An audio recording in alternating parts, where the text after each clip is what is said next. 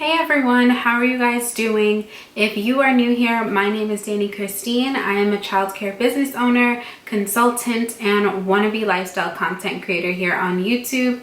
And you could really help me out with that by scrolling down and clicking that subscribe button. Also, be sure to turn on the notification bell so that you get notified every single time I post a new video on my channel.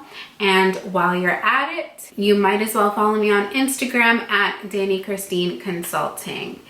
Over the weekend, my channel reached the 10,000 subscriber milestone, and I'm so excited about it. If you did not catch that video, then be sure to check out the description box where I will leave the link to it.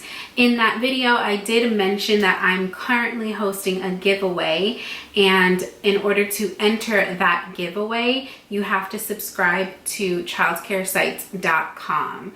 And I will leave that in the description as well. If you want to know exactly what I'm giving away, then be sure to watch my 10,000 subscriber video that is linked below. And be sure to subscribe to childcaresites.com in order to enter to win.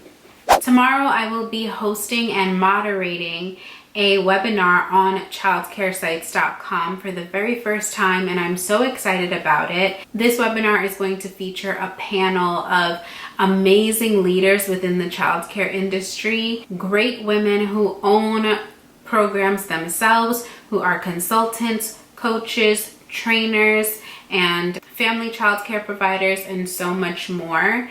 If you are interested in watching those webinars, which will be live, so you'll have the opportunity to ask questions, possibly even speak to us directly, all of those things, then you do need to go to childcaresites.com/services in order to register for that webinar. If you are unable to make it live, which will be tomorrow, Wednesday, May 20th at 6 p.m. Eastern Standard Time, then as long as you register, you'll be sent the recording.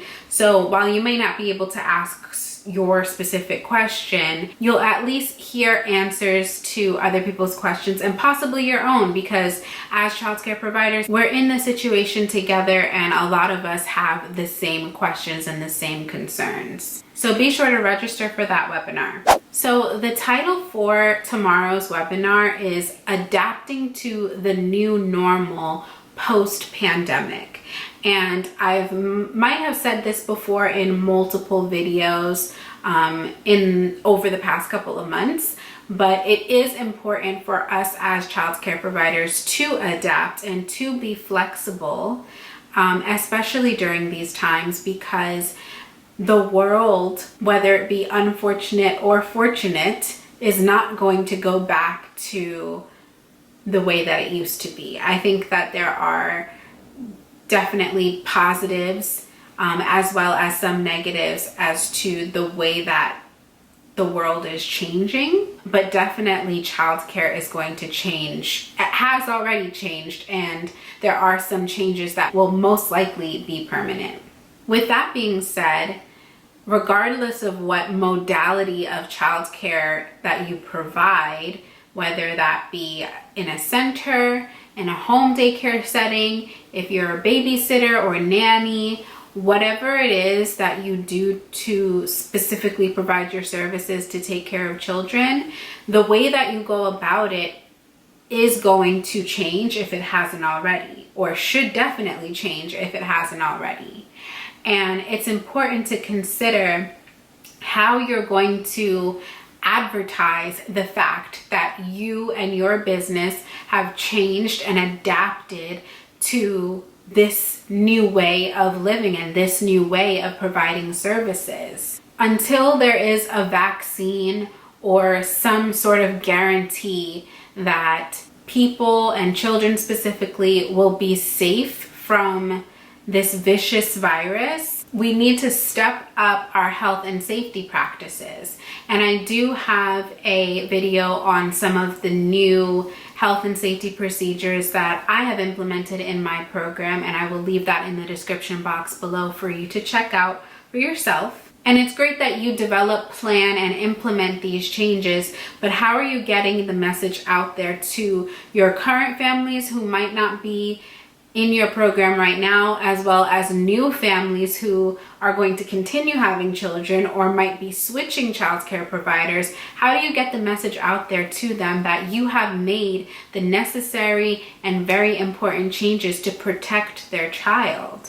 This is one of the topics that is going to be covered in the webinar tomorrow, but just to give you some insight into my own personal opinion, there are multiple methods in which you should be communicating to your current and future families. One of the things that we have done in my program is sending out newsletters, and I think I mentioned this in one of my most recent videos, but I have gotten into the habit of making sure that I send out at least once a week a newsletter to all of our current families, our lead families, and by lead families I mean people that have called or stopped by to inquire about childcare in the past. My program is a little over 3 years old, and I have been very diligent about collecting names and contact information of every single person that calls my phone and storing it digitally.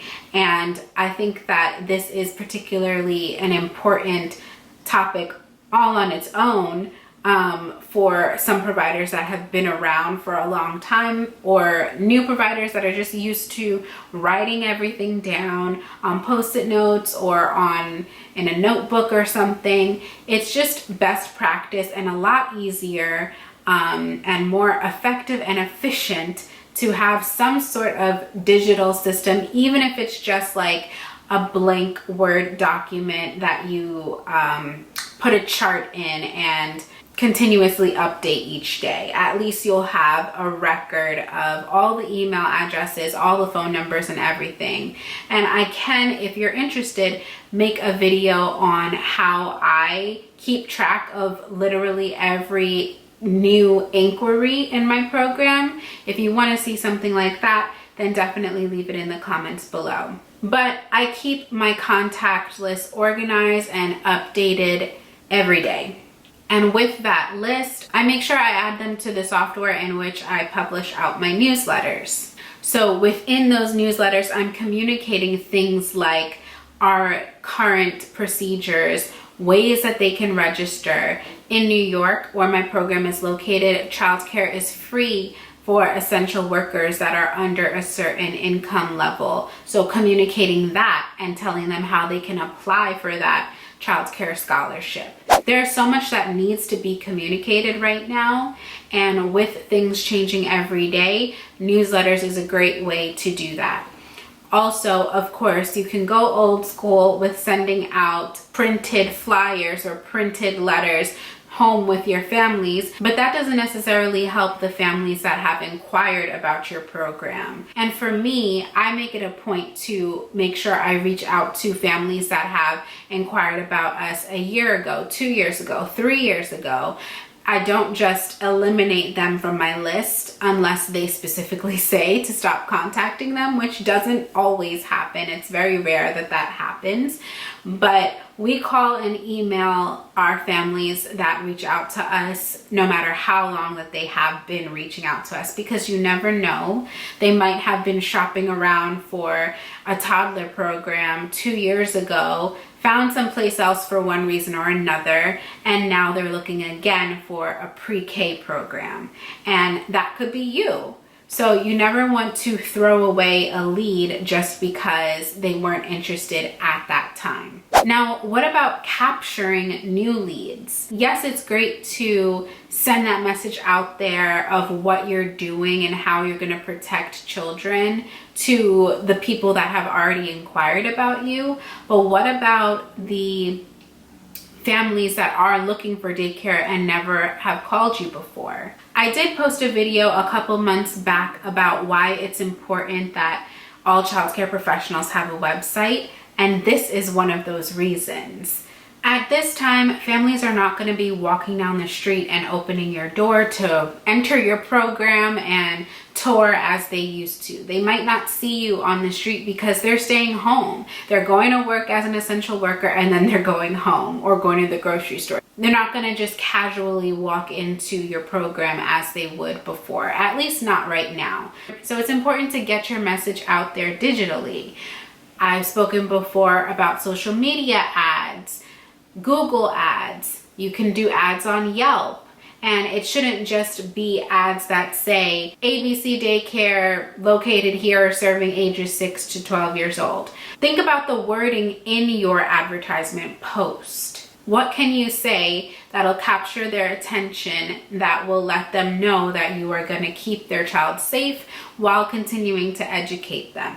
These are things that I want you to think about. If you have questions, definitely bring it to the webinar tomorrow. Again, you can register at childcaresites.com/services.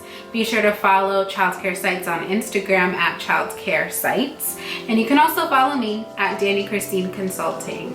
If you want to book a one-on-one consultation with me, you can absolutely do so by going to childcaresites.com/DannyChristine.